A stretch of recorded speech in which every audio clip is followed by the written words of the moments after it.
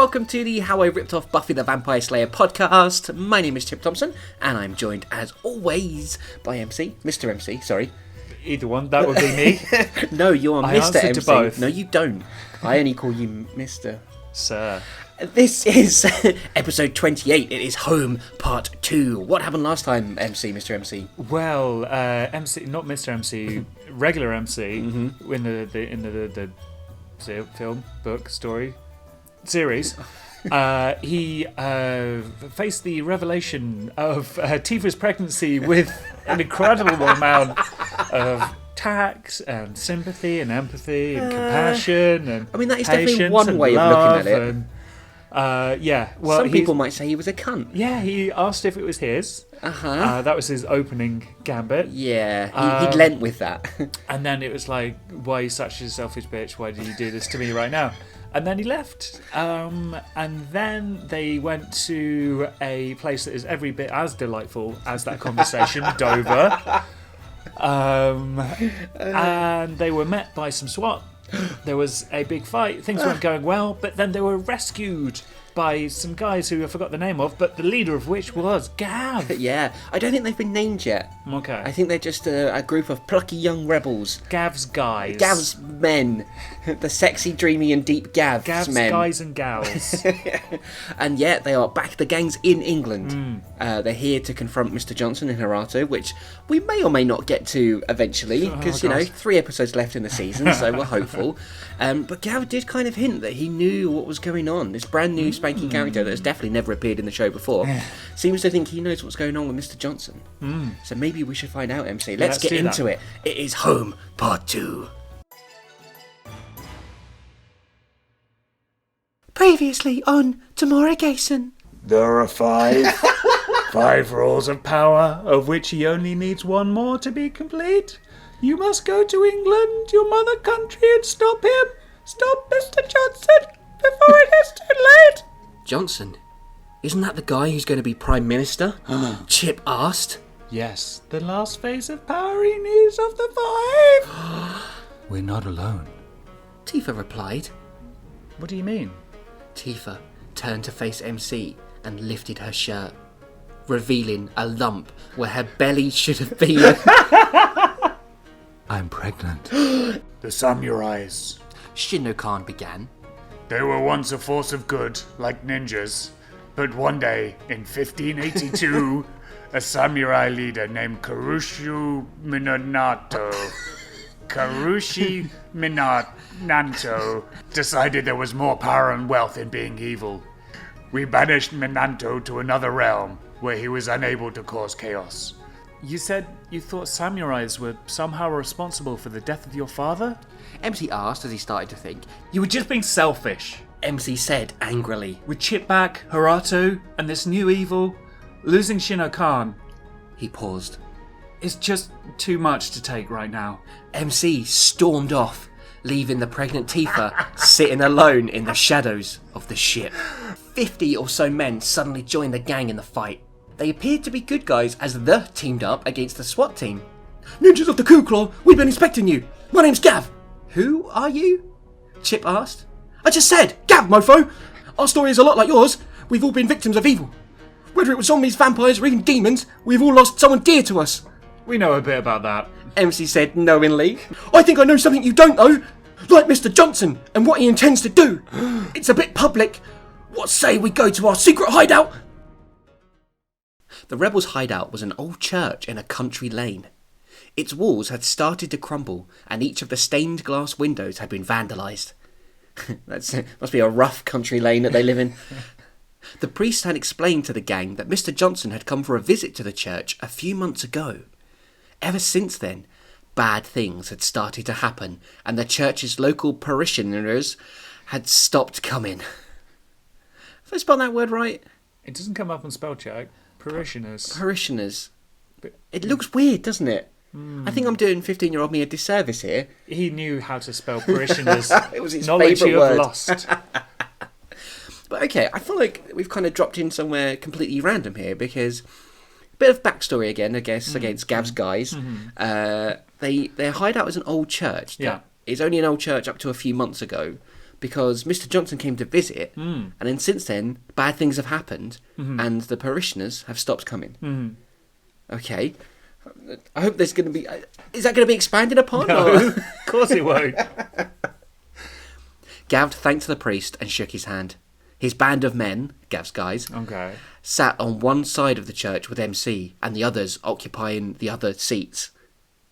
His band of men sat on one side of the church with MC and the others occupying the other seats. I guess they're on the other side of the church. On the pews. Okay. Which is another word that 15-year-old you would have known how to spell. I'm not sure I could spell it now. So I'm guessing the first thing you want to know is how did you find out about you? Gav said to MC. Is how did you find out about you? How did you find out about you? Well, I looked down and there I was. We know Gav is very deep and sexy. Yeah. So clearly he's talking about the inner MC. Okay. You know, how did you find out about you, who I you really were as a don't person? think MC has at all. No. There is no self-discovery or reflection. No, I think the last episode kind of cleared that up. Yeah. Especially that bit, you know, when he was mean to Chip. The thought had crossed my mind. I'm really confused as to what's happening already. It's no secret, the legend of the Kukula ninjas is pretty well known throughout the whole supernatural world. When I first read about you, I just thought you were a myth, but slowly I began to meet people in similar situations like myself, and we started to talk about Mr. Johnson and who would stop him. That's a conversation I've had many times in real life, actually.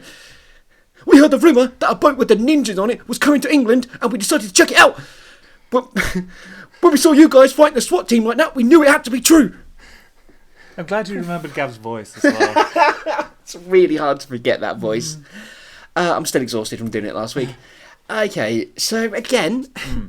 Okay, so there's a legend of the Kukula. That makes sense. That could be a thing, right? You know, as people are aware of supernatural happenings in this universe. But then there was a rumour that the ninjas were coming to Dover. In a boat? Yeah, how does that rumour get started? Because they got on a boat with some refugees. That means they killed the DeSoto for nothing! And then they know about the SWAT and everything. I think Gav is very clued in. Gav and Gav's guys are very clued into what is going on, more than any of us right now. Which isn't hard, to be fair. What can you tell us about Mr. Johnson and his plans? Chip asked. Have you heard of the 5? Gav replied. Chip nodded. It's been mentioned.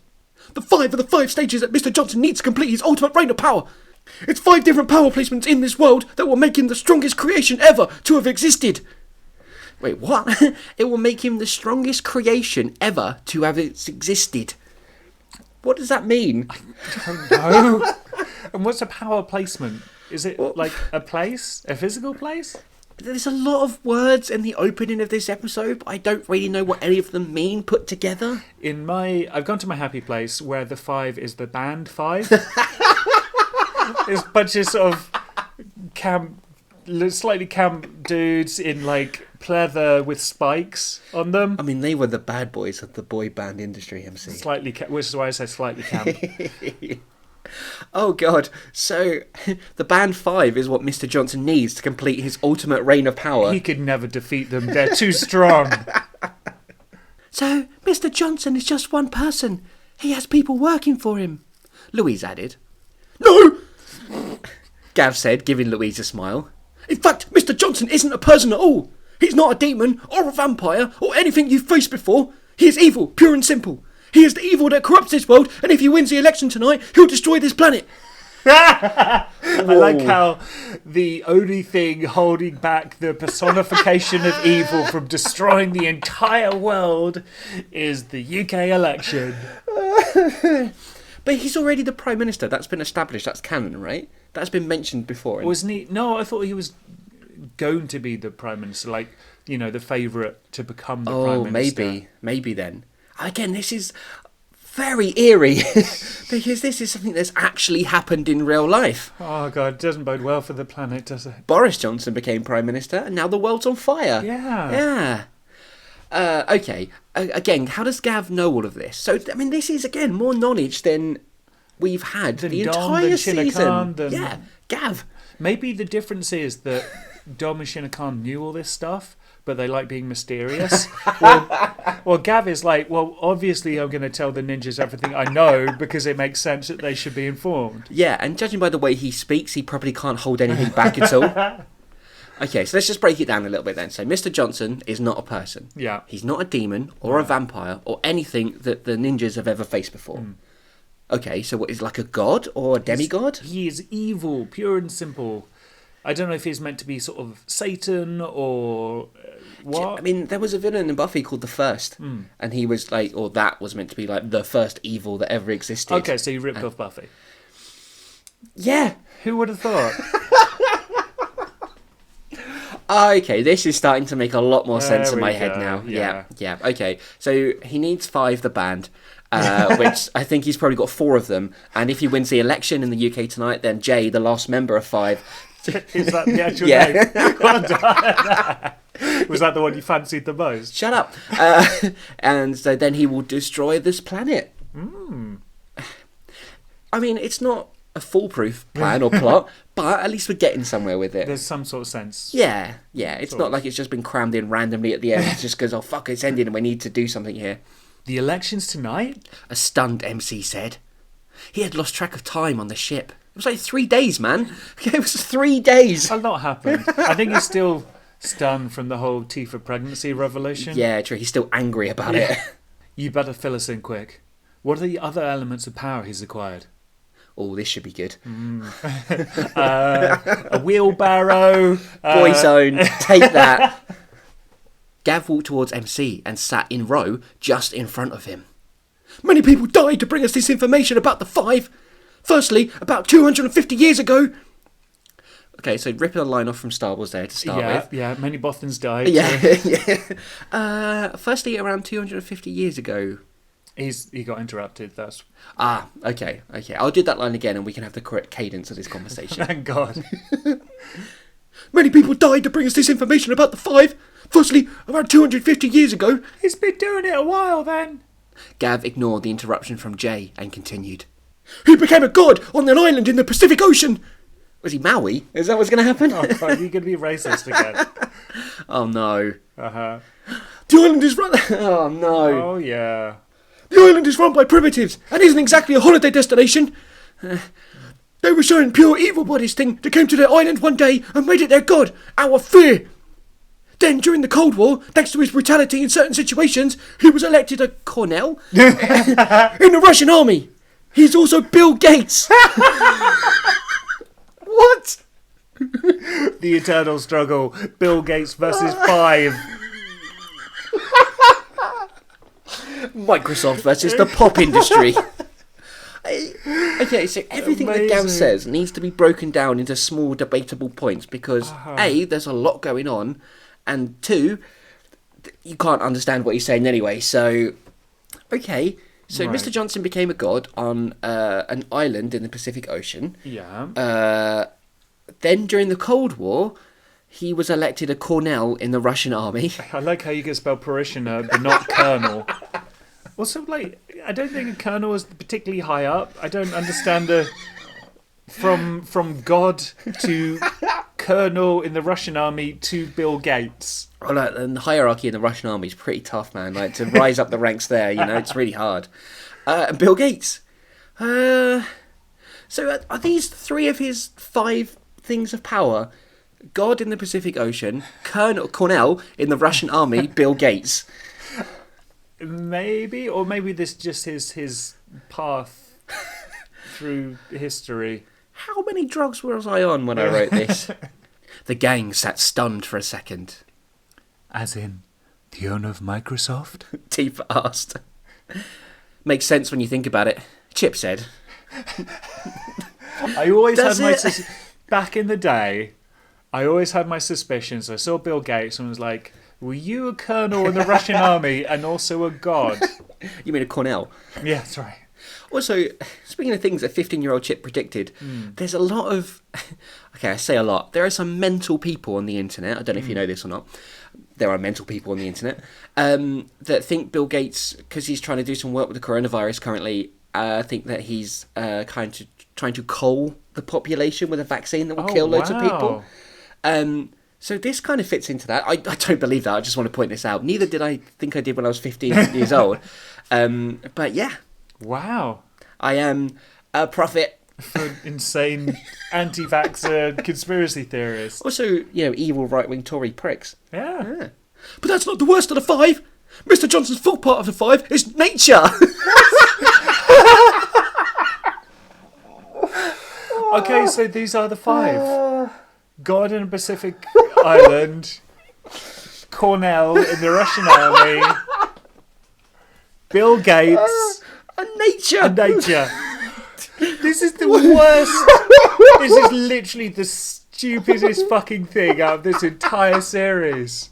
And the thing is, we're not even twisting it. We're not even like, okay, maybe with the Cornell thing, but like we're not. It's just as read. This is literally. This is the original text. And presumably also Prime Minister of England. This is what I intended to write. What the shit, man? What? How? I always like to go back to that demon that couldn't be killed by weapons. Yeah. Is a sort of like, a marker of how stupid I was back then. But this is just the ramblings of an insane person. Because we kind of met when I was like 14, 15. Yeah. Like, did you pull me out of some asylum and then just give me a pen and paper? Is this what happened? It's both the most random shit I can think of and also the stupidest thing. Like, I guess what I'm trying to say... No, I've got nothing. Of the variety of power across different sources. There's like military power, financial power, religious power. And oh my god, it's making sense. The earth. And all sorts of political power. Yeah. Which was exactly what you were going for back then. And that's why it all makes... so much sense. That's the thing. I can't decide if I was, if I wasn't. Yeah. Like, am I trying to like Earth, Wind, Fire, like all those kind of elements sort of thing? Because this is a kind of a theme of my writing back then as well, is to kind of take these things that are a bit stereotypical and overused and make them worse by kind of changing them slightly. Right. So I'm wondering if that's what I'm trying to do here, and I just didn't have any brains to kind of make it work. The last part is true. Don't know about the rest of it, but you nail on the head with that last bit. All season, we have been waiting to find out who is Mr. Johnson, what is he doing, and now we find out he's Bill Gates. That's the reveal. I'd rather just be confused. Yeah, and not know. Not know. Yeah. Or I'd rather, back to my theory from I think the last episode where I thought maybe Mr. Johnson is T3NMC's child from the future. Yeah, or that would be parallel good. universe. That would have been Evil way better. Demon Cable.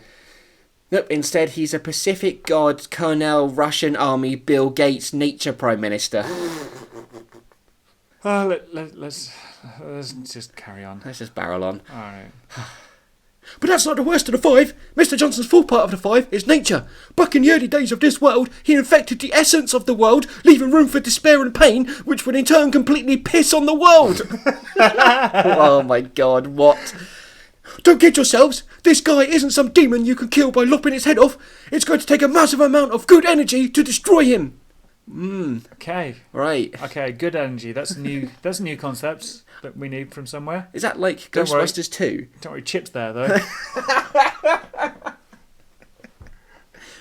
And that's something we don't have right now. MC said, standing up. Apparently knowing what good energy is. No, I mean, he's right. And that's something we don't have right now. MC said, standing up.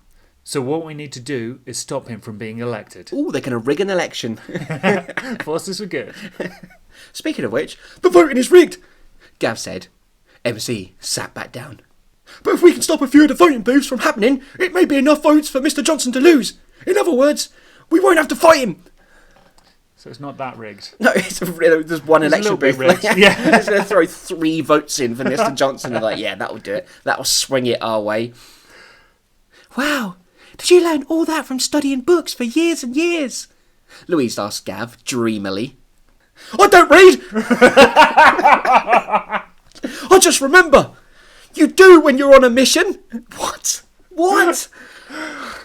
This is like, I am really worried that as soon as this episode goes up, within 5 minutes, someone's going to come around and throw me in a bin. I'm so worried that just society is going to give up on me as a human and just end it. My first thought was that you put emphasis on I don't read just solely for the sake of Gav when he listens to this. I don't read, I just remember. You do when you're on a mission. What does that mean? I guess on a mission, like a reconnaissance. But what is he remembering if he doesn't read? Mission stuff. He overheard some evil people talking about what? Cornell's. Nature. 5. Chip overheard the conversation. He may not like a guy, but Gav had a point. God damn it. He's just trying to affirm his heterosexuality. He doesn't like a guy. I don't fancy Gav. What are you talking about? He's not sexy and deep. He doesn't read. What we should do then is split into 2 groups and take down 2 of these poll booths. I'm guessing that if it's rigged and Mr. Johnson knows we're here, then it's going to be heavily guarded. Gav, if it's okay with you, I'd like to split your men into 2 groups. Half will come with me, you and Tifa. Actually, Tifa interrupted. I think I'll be on the other team with Chip and Jay. She's literally going to go with a mass murderer rather than her boyfriend. Why? MC asked. Because at this precise moment in time, I'd rather be with a murdering scumbag than a rat like you. Ooh, snap. That's going to sting. Yeah. For MC and Chip. Yeah. He's just like, hey, I'm right here. Well, at least I'm not a rat. Meet us outside. MC commanded. Everyone left the church, leaving MC and Tifa alone.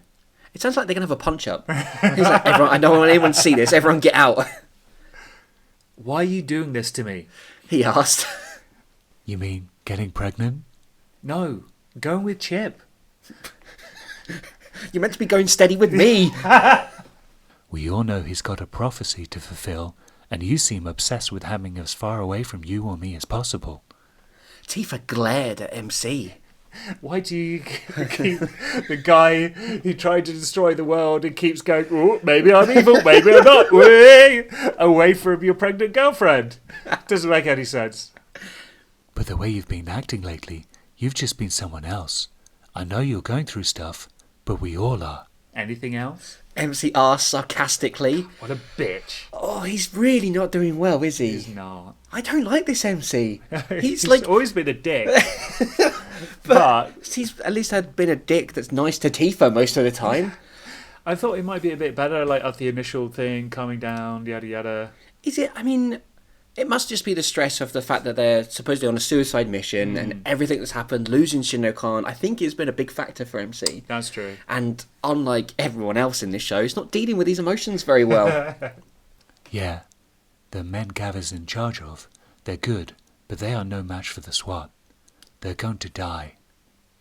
I know. Was all MC said as he marched out of the church. Is that a bit judgmental of Tifa? The Gav's guys literally saved them from the SWAT. True, but maybe it's more SWAT when it's not a surprise, and Yeah. I don't know. Yeah, It's mainly to make a dramatic moment. Yes, it is. Yeah, it's to show MC as this kind of once force for good and this kind of pure and innocent kind of do-gooder to this kind of dark persona that. Or ends justify the means. Yeah, At all costs, kind of thing. Yeah. Also, I ripped this off from Angel. So Okay. yeah, There we go. near the end of season 2 of Angel, like the guys kind of go to a portal and they're in a different world, and they have to like storm this castle and stuff, and then like there's this band of rebels that Wesley has to send off to do something, and like Gunn is all like, oh, they're gonna die, and he's like, I know, and that kind of signifies the start of Wesley's dark turn as well. So It's how original of you. yeah, I think it might actually be almost the same line as well. Does that mean I'm going to be a rogue demon hunter? What's a rogue demon? He was indeed suffering at the moment, but he didn't know how else to keep everyone alive. For the first time in his life, he was lost and worried about the future of his friends, his girlfriend, and his unborn child. I mean, the last one. He met Gav at the steps outside the church. Tifa followed behind and went to Chip's party. Chip's just got like a bus. It's got like a hot tub in it and like Jelly and ice cream. Everyone gets a party bag. all aboard the heroic sacrifice bus. Those guys are going to Dover by train, Gav said, referring to Chip, Jay and Tifa. Me, you and Louise will take my car to Folkestone. My men will travel in different methods to avoid detection. Like a unicycle, a pogo stick. Space hopper. I love the mentions of these little Kent towns no one is going to be aware of apart from the people that actually live there. Yeah. MC just nodded and went to Gav's car. Louise sat in the back with him as Gav climbed into the front. Chip led the way to the train station as the rest of the rebels got into their civilian transports. I don't know why, it's just really funny that they're getting a train. I know. Why is that funny? Do they have the young person's pass still? Are they actually paying for their tickets? Are they going to hop on? It was back in the day, you didn't have to buy a ticket half the time. Oh, the good old days. Ah. Gav's Ford Mondeo didn't appear to be the fastest car in the world, but he could certainly drive it. Can't read though. Has trouble with the signs, like the road signs. Somebody else has to read them out for him. He sat in the driver's seat. Well, yeah, he's driving. Whilst MC and Louise sat in the back. MC had been very quiet, and Louise had been waiting for the right time to say something. Deciding that moment would never come, she said, "I know about Tifa." MC stopped staring out of the car's window and faced his friend. He wasn't sure if Louise really did know about Tifa, or if it was something else. What? He asked. "I know she's pregnant." How? MC sighed. "I'm a woman too, you know. We can sense these things." Woman, sense activated, beep beep, beep beep, fetus detected, cooing protocol engaged. Oh, the womb, the pregnancy detector, yes. "I'm a woman too, you know. We can sense these things," Louise said. "Plus, the size she is right now, it was pretty noticeable." All right, Louise, stop fat-shaming Tifa, Jesus. "Even though she tries to hide it under all those baggy clothes. How long have you known for?" Not long. Tifa, of course, famously trying to hide her pregnancy under the jup-jups. That's my favourite bit. I'll just go to the toilet. Jay announced as he left Chip and Tifa alone in the carriage. The train hadn't been very busy, and they were lucky enough to have been alone for the majority of the journey. They would be arriving in Dover within a matter of minutes. It's the most dramatic Dover has ever sounded. As a side note, feel free to cut this out, just to give our listeners a insight into what Dover is like. I once met a man from Dover, and he said that he didn't have a sense of taste. Is this a limerick? No. Oh. Once was the man from Dover. He didn't have a sense of taste, and I asked why, and he said that he got into a fight outside of Dover, outside of a Dover pub, and his head was kicked in and he got brain damage. And I was like, wow, that's terrible. And he just shrugged and said, well, that's what happens if you go out in Dover.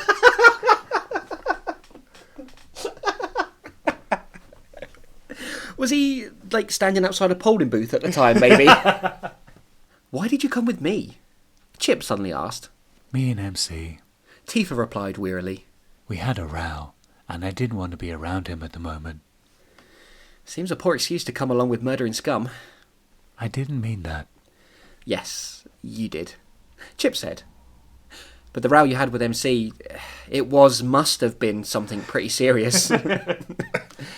He studied her for a second and then said, "You're pregnant!" Chip's womb giving off the detection there. She seemed surprised, but so did Chip. How could you know that?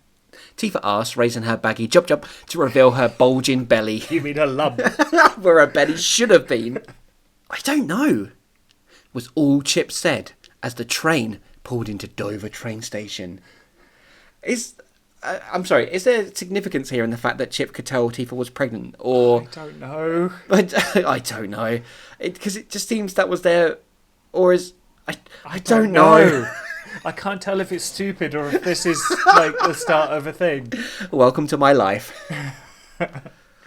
The car suddenly did a 180-degree spin before coming to a dead stop. Louise and MC held onto the seats of the car. What did you do that for? MC yelled at Gav. "The polling station is just up ahead!" He drives like he speaks. All three... That's really accurate for Gav, actually. All three exited the Mondeo and went around to the boot of the car to fish out weapons. MC took his sword first. A van and 2 more cars stopped beside Gav, and his men jumped out, all brandishing their homemade artillery. The streets were empty as they made their way towards the polling station. From a distance, it seemed like any other community hall. They guessed the heavy guard was on the inside. What I want to know is, do any of the locals go in to try and vote, and there's a bunch of like SWAT team members, machine guns and swords and shit? Oh, I really hope so. I love that we've gone from Tokyo, Japan, to a community hall in Dover. Tokyo wasn't exciting enough. If this was a TV show, it's like, oh, the budget, they've really lost it, haven't they? It's really gone downhill. They're just shooting it in the mum's basement. The location of the polling station in Dover was about a 15-minute walk from where Chip, Jay and Tifa had gotten off the train. The rebels, Gav's guys, had met them and were now leading them to the town centre where the voting would take place. The rebels led Chip, Jay and Tifa to an alley. Chip stuck his head around the corner and saw the polling booth. Was it like literally just like a little box at the bottom of the alley? Is that what it is? How many SWAT team members are you going to get in there?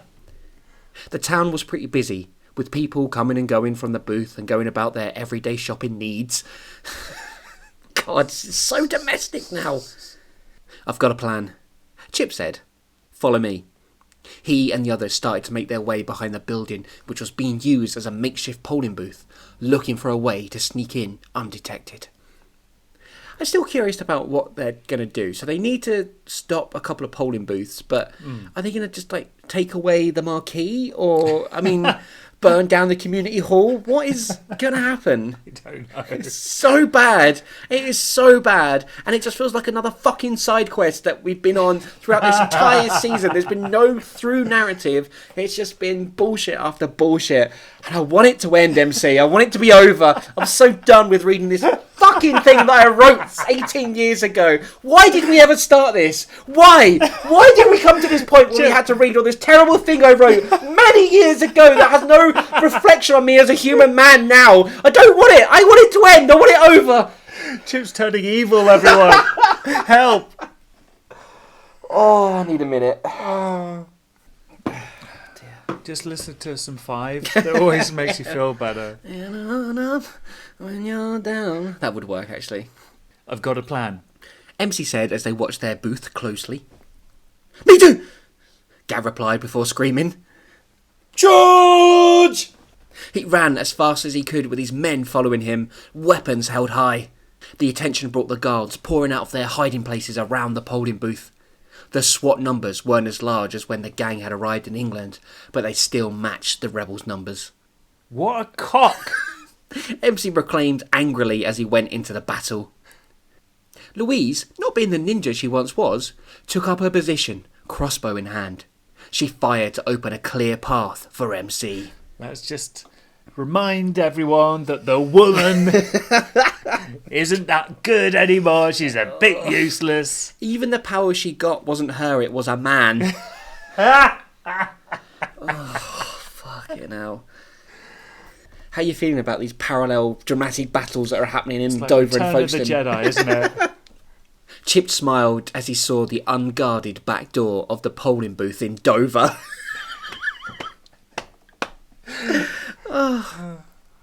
Get ready, he said. As the Jay, Tifa and the rebels started to make their way across to the door, a horde of SWAT jumped down from the top of the building. They were joined by a group of different men and women. What? They were joined by a group of different men and women.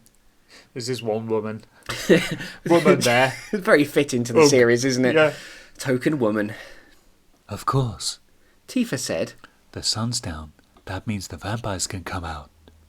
oh, so they've recruited some vampires as well, I guess. Maybe it was the vampires that kicked the head in of your friend from Dover and lost his sense of smell. Stay back, Chip told her. Jay, take those vamps out. You lot, you're coming with me. Just remember what you're fighting for. Wait, has he instructed Jay to go kill all the vampires that have also... What? Apparently. Meanwhile, Tifa, the trained cop, has to stay out of the way. Chip led the rebels into the battle as Jay fired his crossbow at the vampires. What are you going to do? He asked Tifa. She lifted her baggy jump and pulled the shotgun from its holster. So now there's a shotgun where her belly should have been. She gave birth to a shotgun. Hell yeah. Oh, Jay said. They started to fire. Oh, great. Sure, why not? Feel the drama. The way the rebels handled themselves really surprised MC. One-on-one, the SWAT would have beaten them easily, but these men looked out for each other, and every time they doubled up on the SWAT, and so far were staying alive. That's a weird sentence. One-on-one, the SWAT would have beaten them easily, but these men looked out for each other, and every time they doubled up on the SWAT, and so far were staying alive. Two of Gav's guys per SWAT member. It's a very weirdly structured sentence, MC. A little bit. Just another one in the tapestry of this bullshit. You sound so bitter. I'm done. All right. I'm MC getting told he was pregnant. That's not right. Another surprising thing was Gav and his use of martial arts. MC could tell he was no ninja, but he could handle himself in a tight spot. Only 3 of the samurais carried blades. The rest had blunt instruments. MC made a beeline for them, parrying anyone who attacked him before that. The 3 samurai circled MC as he reached them through the crowd of fighting men. The came at him, fast. MC spun twice, elevating himself off the ground by a few inches. Wait, is he like a helicopter? Is he helicoptering? Oh no. MC spun twice, elevating himself off the ground by a few inches. The first time, he used his sword to counter all their swipes, and the second, he flipped his leg and caught them all with a spin kick. The 3 SWAT members fell to the ground. Gav was impressed at the way MC fought as he watched from a distance. He wondered if they survived this, if the ninja would teach him how to do that. His thoughts were interrupted as one of the well-trained men dressed in all black swung his kendo stick. Hey, Love a kendo stick. Gav just managed to block the blow with his own sword before it broke several of his ribs. Gav's sword resembled those the SWAT team carried than MC's much large broadswords. It was thing, but very sharp. It was a thing, MC, but very sharp. Sharp thing. Oh, fuck. How would you describe his sword? Sharp thing. He used the butt of his sword to wind the samurai who dropped his wooden stick. But before Gav could capitalise, the samurai chopped his elbow, forcing him to drop his sword. The 2 engaged in hand-to-hand combat with Gav on the defensive first. Grammar, dude, come on. He blocked the samurai's attempts at punches, kicks and grabs before landing his own backhand. Gav followed that up with a series of kicks, ending with a huge uppercut that sent the SWAT member down in an unconscious heap. Of it! Gav said without seeing the samurai holding a small knife coming up from behind. As the SWAT went to stab Gav in the back, an arrow from Louise's crossbow whistled past Gav's head and hit the SWAT in the chest. He dropped to the floor as a rebel leader turned around. He smiled at Louise, who smiled back. Flirty. Hey, remember that time I killed that man for you? She was a good 30 feet from the action, but was doing a good job of keep the SWAT numbers down. As Louise went to reload, she caught a glimpse of one of the samurais running towards her.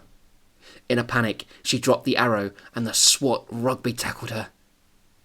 Louise hit her head on the concrete, but recovered in time to see the samurai's fist coming down.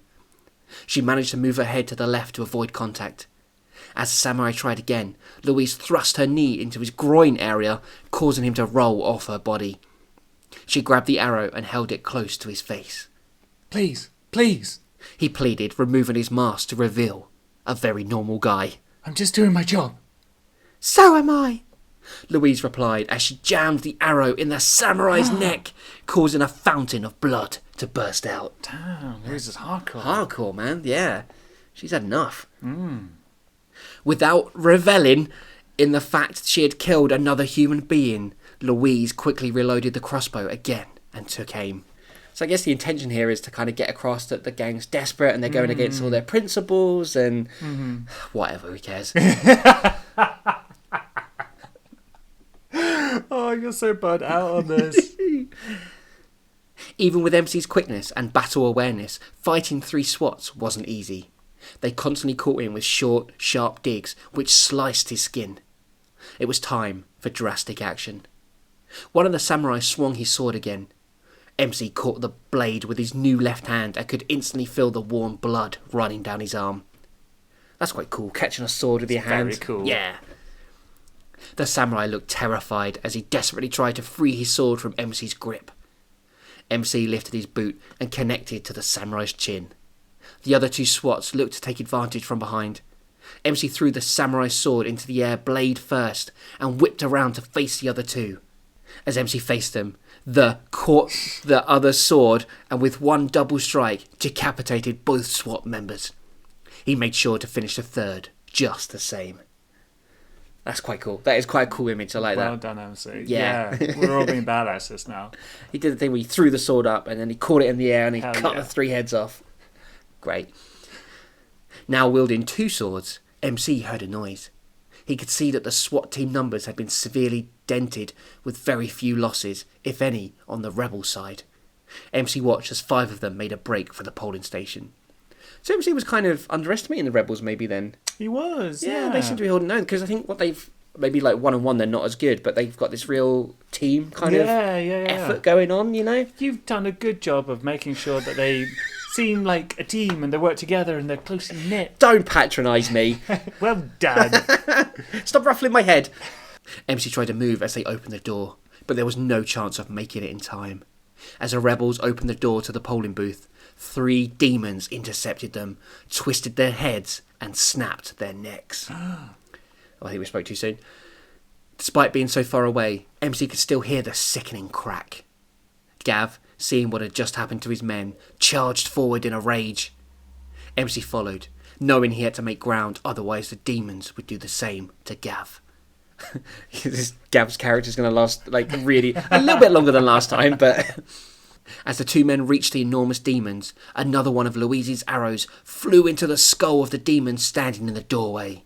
That left 2 on 2. The SWAT team and the vampires seemed to make a great combination. It's like a team up. Like chocolate and peanut butter.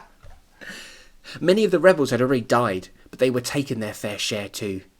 Tifa and Jay's accurate shooting had helped enormously, but then the worst happened. First, Tifa ran out of shells for the shotgun, and then Jay discovered he had no arrows left. I feel like that's the first time you've ever complimented Jay. Saying it's accurate shooting. It's taken 3 seasons and like 75 episodes, but here we are. Louise must have taken them all. He protested to Chip. Chip surveyed the damage. His side had taken many casualties. Only he, Tifa, and Jay remained with 4 rebels against 3 vampires and 4 SWATs. He went back into the battle as another rebel was struck off. Would he lose his job? One of the vampires went towards Jay and Tifa. Chip leapt as far as he could and took the vampire down to the grassy floor. I've never heard like the ground been referred to as grassy floor. Oh, what are you doing, John? Just mowing your grassy floor? That sounds like a euphemism. Yes, I always say to her, look, if you don't mow your grassy floor, I'm not fucking coming back here. All right, love. Get out of here! Chip yelled. We can help. Jay insisted. If you know the truth, then you need to live, Chip said as he tried to pin the vampire down to the floor. That's you guys. Now go! Tifa and Jay went. Just went. Yeah. Like, they didn't leave or they left or they ran away. They went. The vampire headbutted Chip and went for his neck. Chip rolled with the vampire still clinging on. Eventually they came to a stop and the ninja staked the undead creature. Getting back to his feet, Chip saw all the rebels dead and 2 vampires standing next to 4 samurais. They all attacked at once. Chip threw the stake he was holding, and it flew into the nearest vamp's heart. He turned to dust instantly. The 2 stakes Chip kept on his wrist support system sprung out as the last vampire and 1 samurai reached him. The left stake went deep into the vamp's heart, and the other into the SWAT's neck. What's a wrist support system? Is that like a wrist support? Did he sprain his wrist? But it's just, it's RSI. it's just got 2 wooden stakes in the bandages. I feel like this has made Chip's cool moment less cool than MC's. MC caught a sword with his bare hand, threw it in the air, double decapitated some dudes. Triple decapitated some dudes. Chip has a bit of a dicky wrist. He got RSI from too much typing at his temp job as a secretary, doing a lot of data entry. Bit of wood sticking out of it. Another SWAT met the now vampire-less stake with his gut. Chip was unable to free his wooden stakes from the dying men to aid him in his battle with the remaining 2 SWAT members. Instead, he dug the stakes deeper to raise himself into the air, catching the oncoming samurai with a head scissors and flipping him into the air. The last SWAT clotheslined Chip with his nightstick. Oh, like a police baton type thing. Yeah. He felt his jaw come out of place and had to reattach it before he got back up. Is that medically possible? If your jaws dislocate it? Ninjas. Ninja jaw. Chip narrowly avoided more attempts with the stick, but had to resort to blocking the blows with his forearms. He sensed the other samurai coming up behind him, so he stepped to the side. What Chip didn't realise was that the samurai was holding a long sword, which he stabbed his fellow SWAT members with. Chip reacted quickly and grabbed the last samurai by the neck. He was surprised at just how strong he felt at that precise moment. He almost felt like the old Chip. "Now tell me where Mr. Johnson is, or I'll make your death last hours," Chip said menacingly. It's not. You can't really say that in a light manner, can you? It's in a friendly way, you know. "Now tell me where Mr. Johnson is, or I'll make your death last hours." Little bit of character development here with Chip. When he came back from, his lifetime in hell, eternity in hell, he took him a long time to kind of get back to his ninja strength and his ninja best. So I guess a little bit of development there that he feels like how he was. Maybe it's because of his emotional what's name on the ship, where he actually felt a feeling. He did, didn't he? He did. What was that feeling? Guilt, shame, despair, moping. Well, I'm glad he's finally... brooding. Lots of self-care from Chip there. With one more quick blow, the demon's head fell off. MC removed his sword from its corpse and joined Louise, Gav, and the few remaining rebels. "It's over," MC said. "I didn't realise," Gav said quietly to his men, "that so many of us would die!" "We knew what we were fighting for." One of them said. "The bigger picture." The others added. MC almost smiled. Indeed, the bigger picture was the most important thing, but innocent people dying in the crossfire was never part of the plan. Just then, the mobile phone in MC's back pocket began to ring. "Hello? MC, it's Chip. How's it going? We finished the job our side. How's everyone there?" Tifa's fine, so is Jay. But none of the others made it. "Pretty much the same here." There's more. I know where Mr. Johnson is, what he is planning to do, and who he is. Bill Gates. Mark Zuckerberg! That would make sense. "Do we really need to worry about this now? As long as we stop these polling booths, then his plan should be over." MC said, "Mr. Johnson's going to win, no matter how many votes we stopped. It's a mystical rig." No, to be fair, that would explain Trump. If it was some sort of mystical evil power that put him in. Damn it! Why didn't we realise that? MC's saying, it's so obvious. A mystical rig, of course. MC, shut up for a second, Chip yelled. "Mr. Johnson, his real name back when he was immortal was Karushi Minanto. I can't remember how he said it originally. Yeah, Karushi Minanto. This is what his Chip is saying the whole time. They spoke in unison next.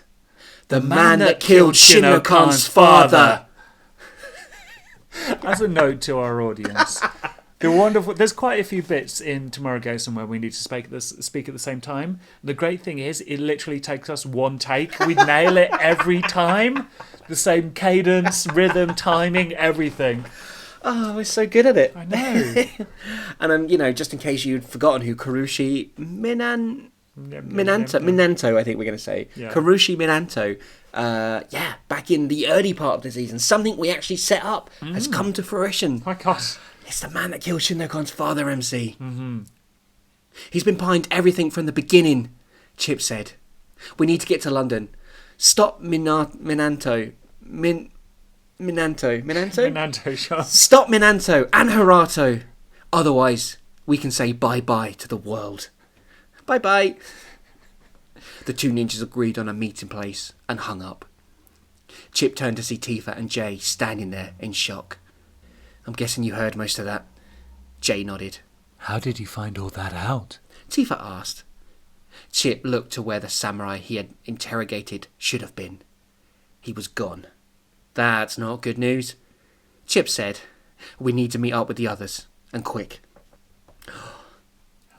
Not long now. Chief Inspector Hirato grinned. We haven't seen Hirato in so long. He wasn't wearing his usual uniform and was instead dressed in a late 15th century Centauri kimono. Centauri's are back. Yay! I will never learn how to spell that word. Yes, Mr. Johnson agreed. He was sat in a chair next to Hirato. Master Minanto! The samurai pleaded as he made his way down the long corridor of the London building Mr. Johnson was using as his election base. They know. I was forced to tell them. I am sorry. So very sorry.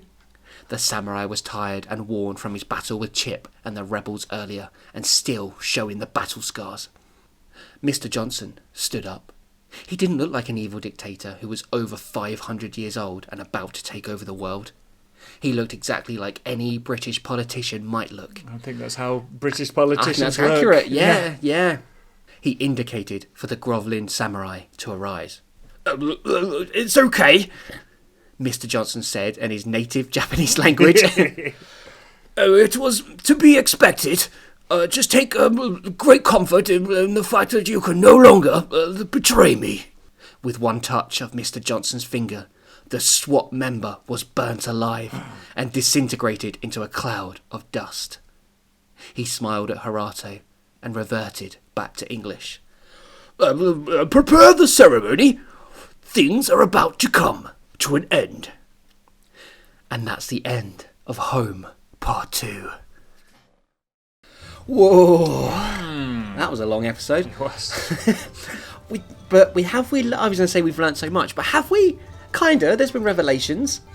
There has been. There's also been, and this, I wouldn't thought it would be possible, but literally the stupidest moment in the entire series. It is like I took my own shit and threw it out the wall to see what would stick and smeared this episode. Is this dumber than the demon safe gem? It's whatever so it was. hard to tell, but at least it's on theme. Yeah, true. Yeah, the True. whole safe demon magic gem thing has never come back up. I genuinely, right, I know how dumb that was, Yeah. but I really did think that would reappear somewhere and it would be, maybe not explained thoroughly, but some sort, but no, it was just, that was it. That was all it was. And now we have Mr. Johnson, who needs nature and Bill Gates and all this other weird shit to take over the world, end the world, whatever it is he's doing. Yeah. But we have learnt something about him at least.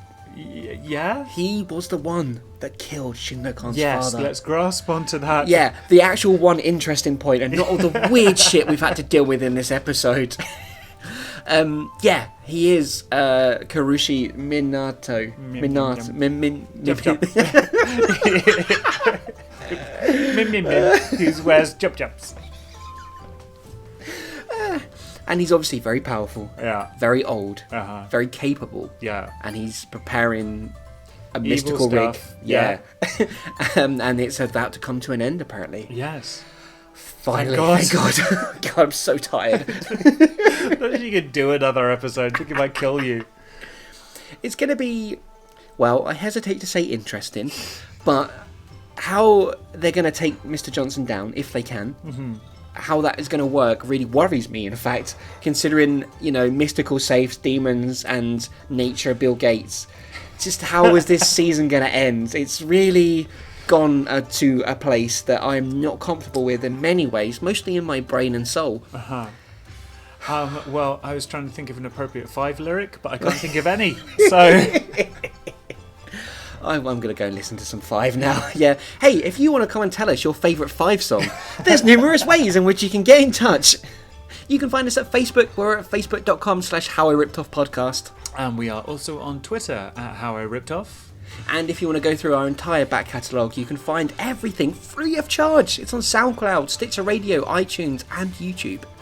And you can leave us a rating and a review, and you don't even need to go to a poll booth filled with SWAT, vampires and demons, and leave us a lovely glowing review, or a review. It's just, just a review. Yeah, just say something just like, what the hell is this? Yeah. What is going on? But it does help us if you do that, so please come and do it. Okay, well, I'm very tired. But MC, it has been a week where the world is literally on fire. It really is. And a lot of people are feeling very tired and sad and angry, and those are all extremely normal feelings to be feeling right now. There's a lot of things we can do as human beings to try and change this as much as possible. Please make sure you are doing those things, because the world really needs it right now. And if you are, struggling yourself, because hey, we all are right now, then please do reach out to someone who cares about you, someone you care about. And if you feel like you can't speak to them, we're here. You can message us on any of these things that we've mentioned before, and we will chat to you about anything. We can share knowledge, we can share links, we can share all these things that hopefully we've learned over this past week to try and make this world a little bit better.